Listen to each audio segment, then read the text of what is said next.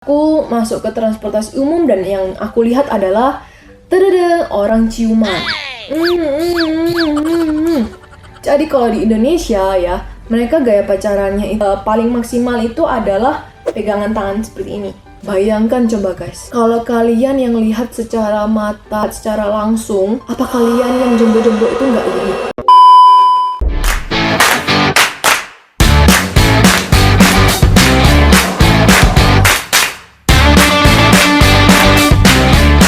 Hai guys, welcome back to Kepo bareng Stella. Kepo banget.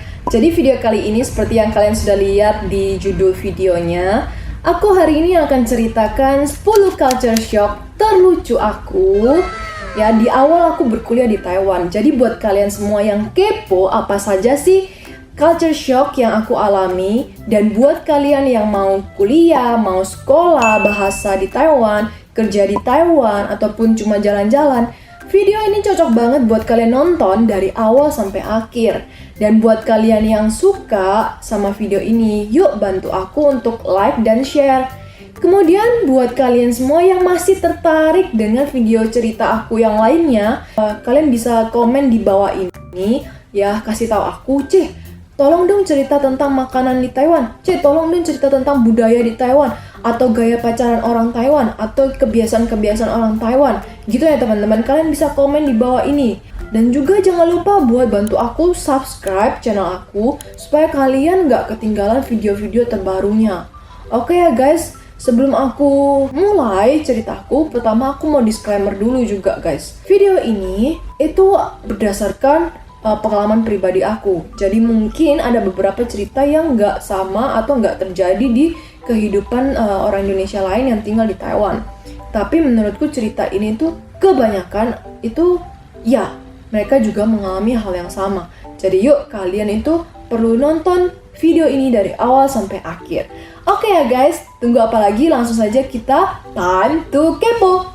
Oke guys, cerita yang pertama ini adalah tentang gaya pacaran orang Taiwan di tempat umum.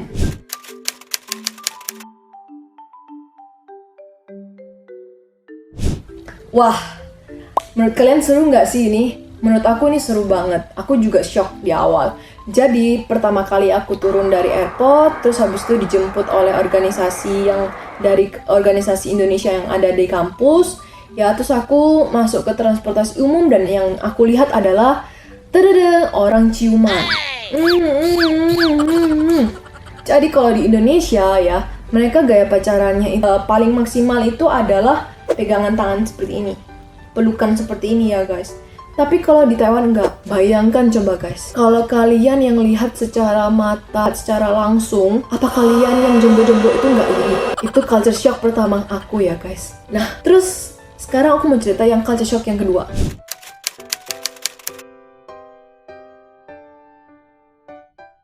Setelah kita turun dari transportasi umum itu, kereta cepat itu, kupikir kita sudah sampai ke kampus guys. Ternyata enggak, harus jalan 5-10 menit jalan kaki dengan membawa koper-koper yang sangat berat itu guys. Ya namanya juga pindahan ya, dari Indo pindahan ke Taiwan untuk kuliah, jadi bawaannya banyak. Jadi aku kaget guys. Terus guys, kupikir hanya di situ saja. Ternyata kemana-mana itu harus jalan kaki. Jadi misalnya kalau aku mau ke night market gitu ya, itu mesti naik bus dulu, habis itu jalan kaki lagi 10 menit lagi. Jadi kemana-mana itu jalan kaki guys, mesti jalan kaki. Itu culture shock kedua aku. Nah, yang ketiga guys, ini tentang toilet.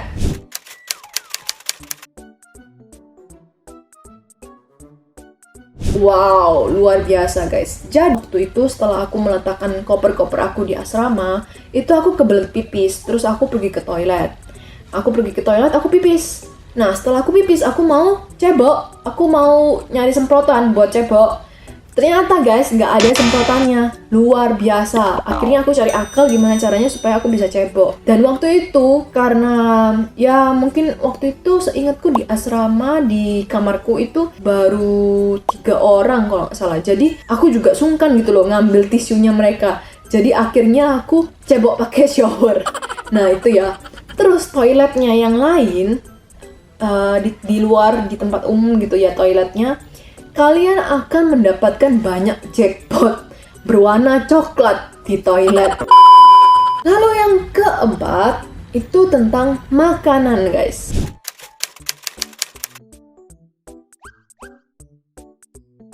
Setelah aku dari toilet itu, terus ya tentunya aku lapar ya, jadi mau pergi makan. Waktu itu aku ke kantin kampus, dan aku kaget bahwa aku harus antri ya. Semua orang Taiwan itu antri dengan rapi guys, beda banget sama di Indonesia. Kalau di Indonesia mungkin aku udah bisa nyerobot ya, jadi bisa makan duluan. Tapi ini enggak, kamu harus antri dari belakang. Kalau kamu nggak antri udah diliatin kayak gini gitu ya guys. Lalu yang kedua tentang makanan. Makanannya itu guys, kelihatannya itu enak, tapi begitu dimakan, hambarnya ya ampun, kamu nggak akan merasakan rasa apapun di situ. Jadi saranku mending kalian bawa sambal atau lada putih atau lada hitam, terserah kalian. Pokoknya kalian bawa bumbu tambahan gitu ya guys. Yang kelima ini adalah tentang bahasa guys.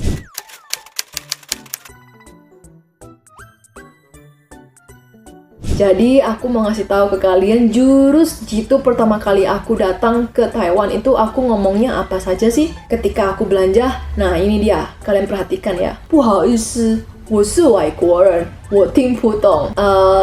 我要买这个。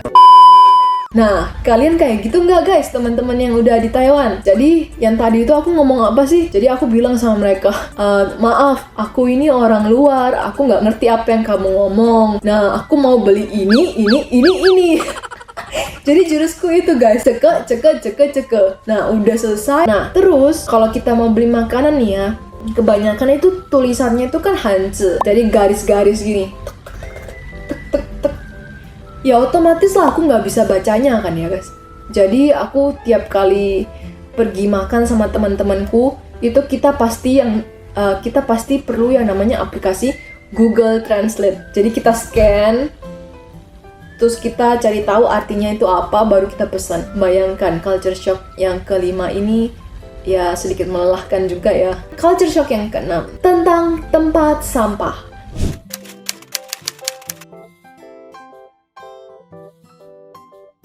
Jadi tempat sampah di Taiwan itu sangat susah banget dicari. Jadi kalian kalau mau kemana-mana itu mesti bawa tas atau bawa pakai pakaian yang ada sakunya atau kantongnya. Jadi kalau misalnya kalian ada sampah ya dimasukkan dulu ke situ gitu ya guys. Dan aku rasa meskipun di sini sedikit tempat sampah, tapi di jalanan itu kita jarang banget melihat sampah. Itu bagusnya di situ. Yang ketujuh guys, ini cerita lucu juga.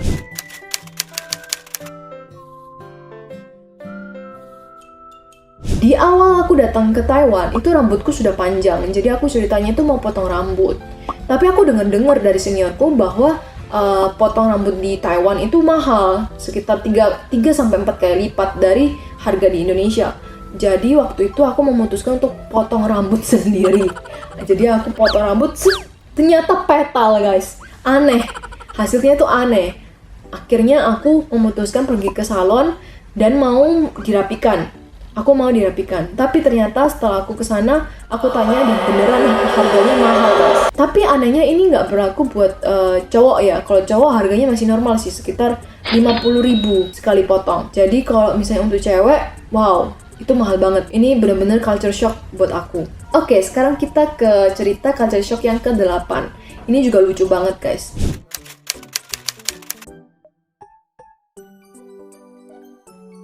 Jadi menurutku ya, orang Taiwan itu orangnya baik banget.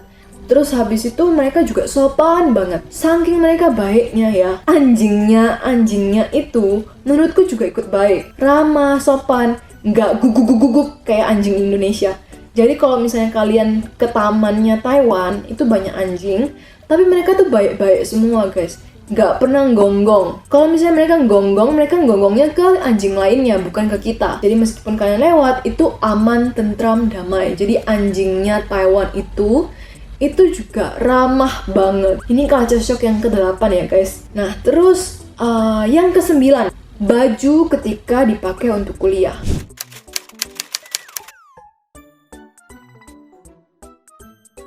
Kalian ingat nggak kalau ketika kalian kuliah, itu kalian harus pakai baju yang rapi, berkerah, celana panjang, ya kan, jeans, ya kan?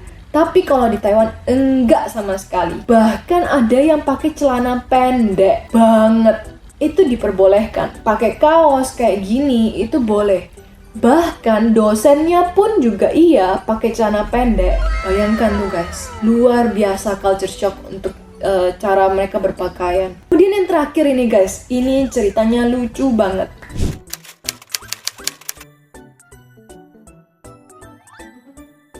Di Taiwan itu sering banget yang namanya gempa. Jadi aku mau cerita tentang gempa untuk cerita culture shock yang ke-10 ini. Sering banget yang namanya gempa. Nah, sedangkan di Indonesia ketika aku tinggal di Surabaya, itu kayaknya sih nggak pernah yang namanya gempa. Mungkin cuma sekali dalam seumur hidup, ya kan? Jadi aku nggak pernah merasakan yang namanya gempa. Begitu terjadinya gempa di Taiwan, guys, aku tuh hektiknya luar biasa. Aku sampai teriak ke senior aku ya, sama ke teman lab aku di Taiwan, gempa, gempa, gempa. Terus aku lari keluar. Terus aku langsung lihat di belakangku, loh kok mereka nggak ikut lari gitu kan ya. Ternyata guys, itu karena sudah saking biasanya, menurut mereka tuh biasa saja. Jadi mereka ya melanjutkan aktivitas mereka seperti biasa. Itu bener-bener shocknya minta ampun guys. So, buat kalian yang belum pernah merasakan gempa, siap-siaplah merasakan gempa ketika kalian datang ke Taiwan. Oke guys, itu semua cerita 10 culture shock terlucu aku di awal aku berkuliah di Taiwan ya guys. Lucu nggak? Nah, kalau misalnya lucu dan kalian pingin denger cerita-cerita lainnya, karena aku masih punya banyak sekali cerita selama aku tinggal di Taiwan ya guys. Udah hampir 3 tahun nih. Nah, kalau kalian penasaran, yuk komen di bawah ini. Atau kalian bisa langsung juga DM aku di Instagram ya. Ini Instagram aku. Di follow ya. Oke, teman-teman semua, sampai jumpa di cerita lainnya. Bye-bye.